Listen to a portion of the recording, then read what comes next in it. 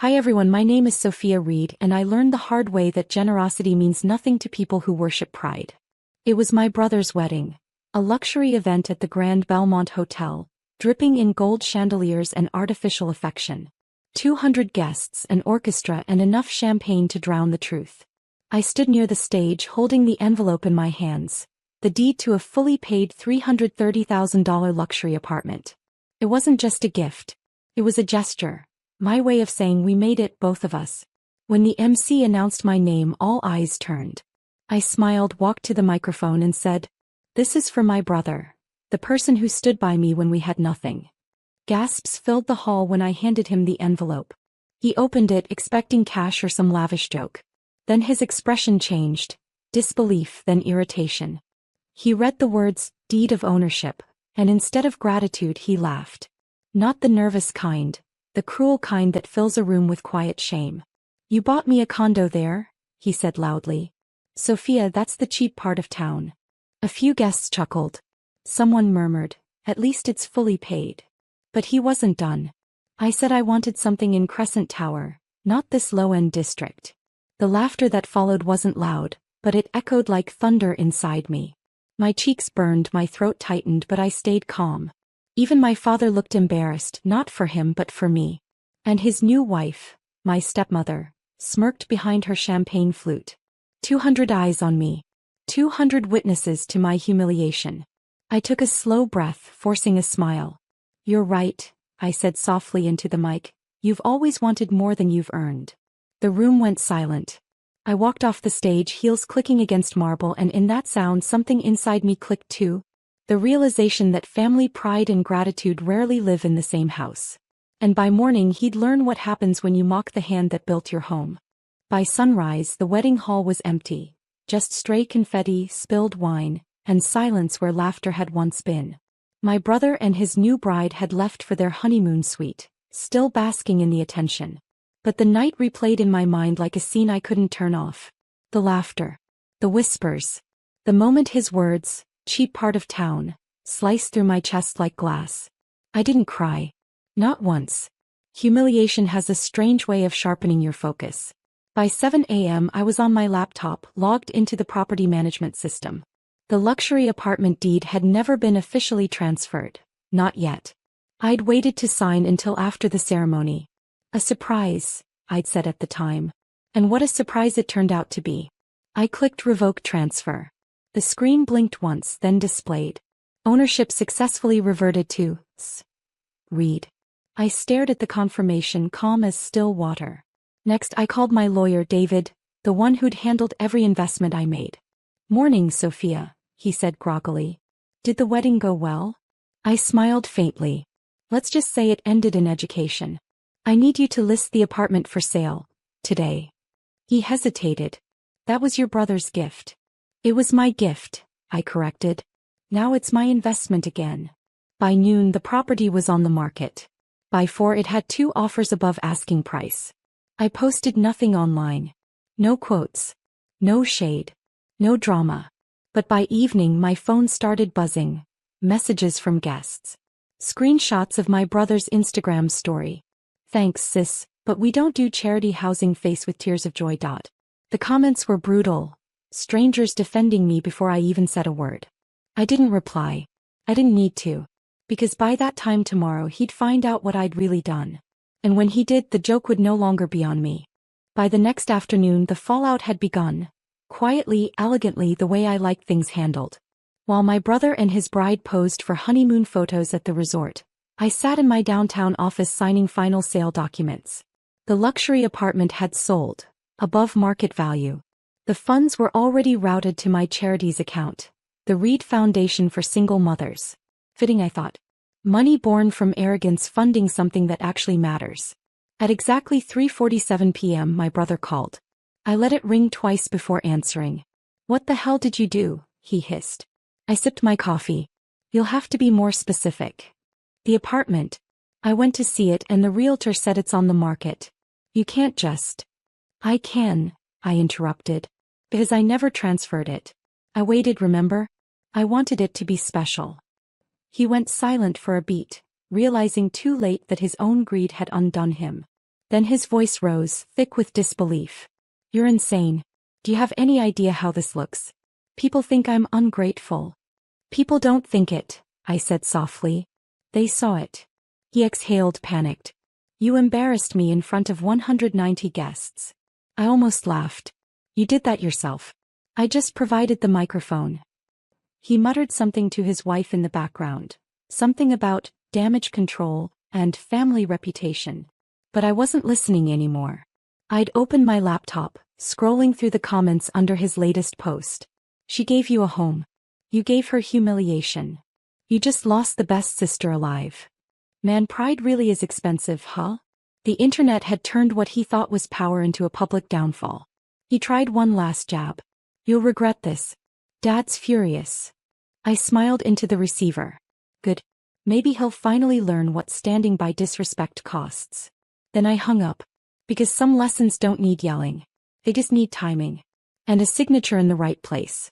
By the end of that week, the family group chat was on fire. I didn't need to read every message. The previews alone told me enough. Dad, you humiliated your brother in public. Stepmother, we raised you better than this. Brother, you ruined my wedding. I muted the thread. Because for once I didn't owe anyone an explanation. That night Dad called. His tone wasn't angry. It was sharp, managerial, the same one he used when lecturing subordinates at his firm. Sophia, this behavior is beneath you. You could have handled this privately. I leaned back in my chair. Like how you handled my tuition money. Privately, when you borrowed it for his startup. Silence. That was years ago, he said finally. And we're family. No, Dad. We're hierarchy. Family would have defended me at that wedding. You didn't even flinch. You made him look foolish, he snapped. He did that himself, I replied evenly.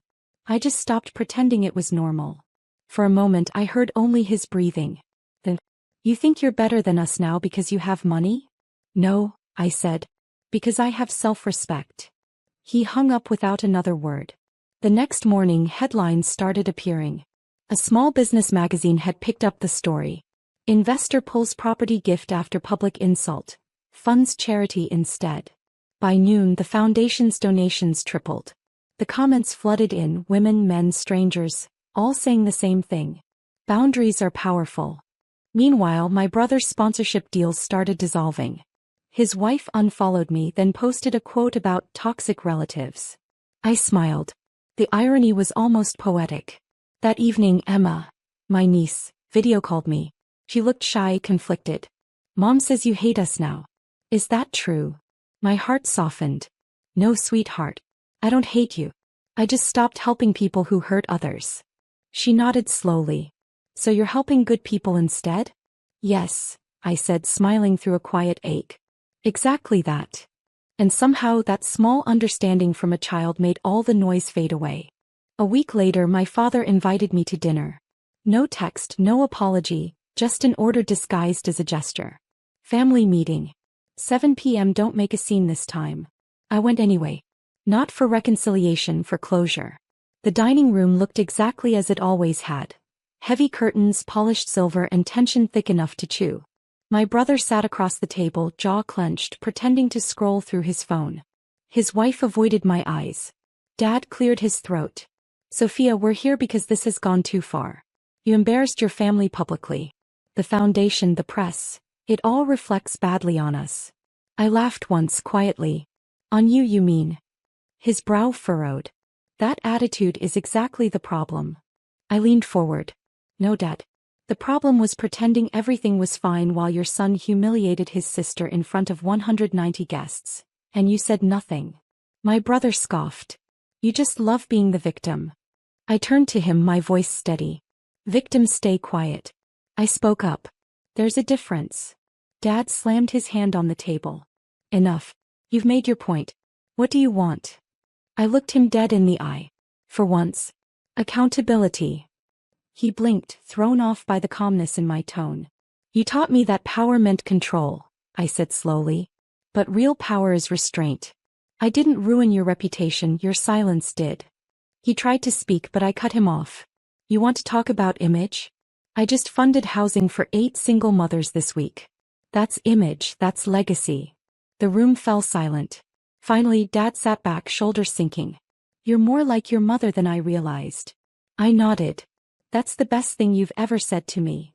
I stood, placed my napkin neatly on the plate and said quietly, "Dinner's over. But the lesson's just beginning." Then I walked out, heels echoing across the marble. Not in anger but in peace earned the hard way. 2 days later I got an email from my father's assistant. Subject line: "Urgent. Financial review." The irony nearly made me laugh. Apparently, after my public stunt, a few of Dad's investors started asking questions. Turns out half his firm's assets were intertwined with my name. My early seed investments, my legal trademarks, even licensing fees tied to projects I'd helped fund.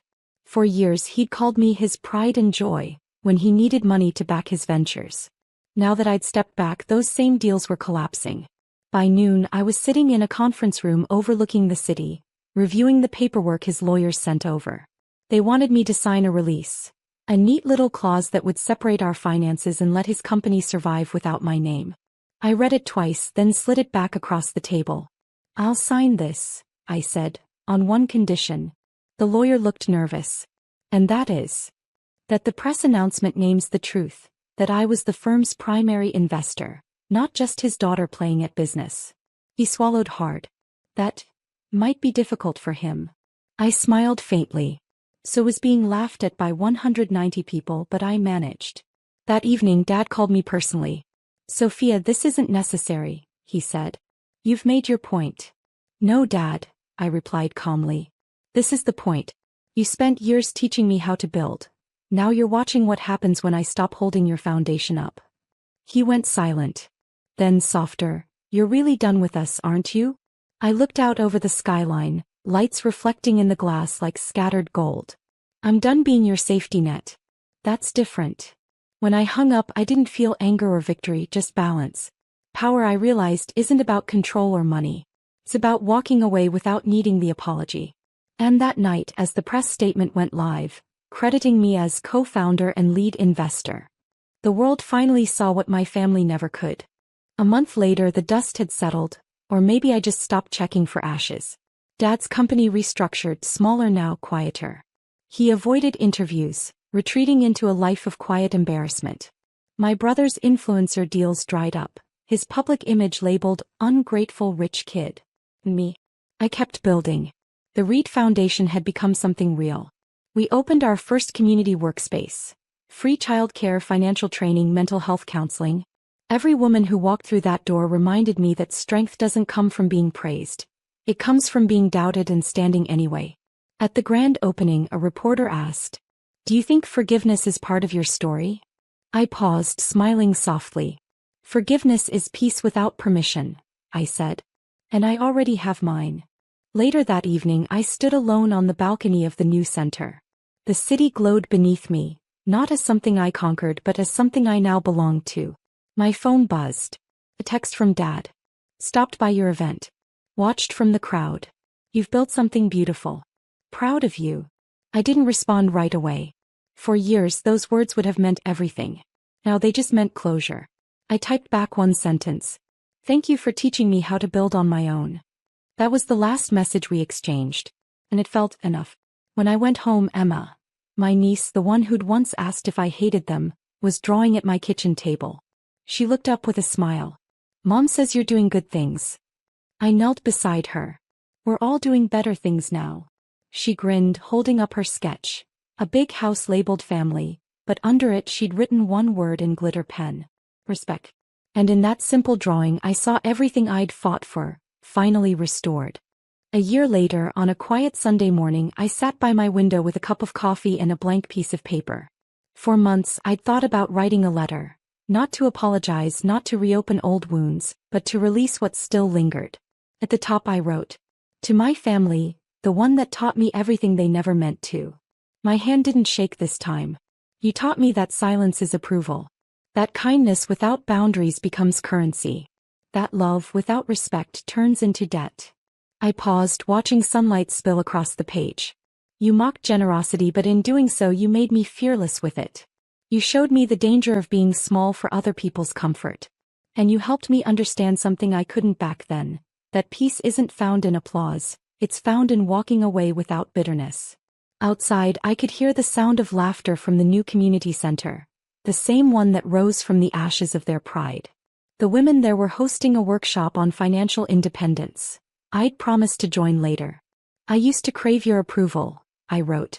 Now I realize you were just the beginning of my story, not the author's. I folded the letter neatly and slipped it into a box labeled unsent things. It didn't need to be mailed. It had already served its purpose. Emma came running in a few minutes later, holding her sketchbook. Look, Aunt Sophia. I drew your new building. I looked down. She'd drawn the foundation with tall glass windows, and at the top she'd written, "The house that love built." My throat tightened, but my heart was calm. I pulled her close and whispered, "That's exactly what it is, sweetheart."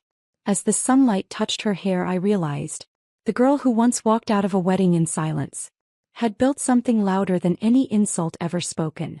Not revenge. Not retribution. Just peace, finally earned, quietly kept.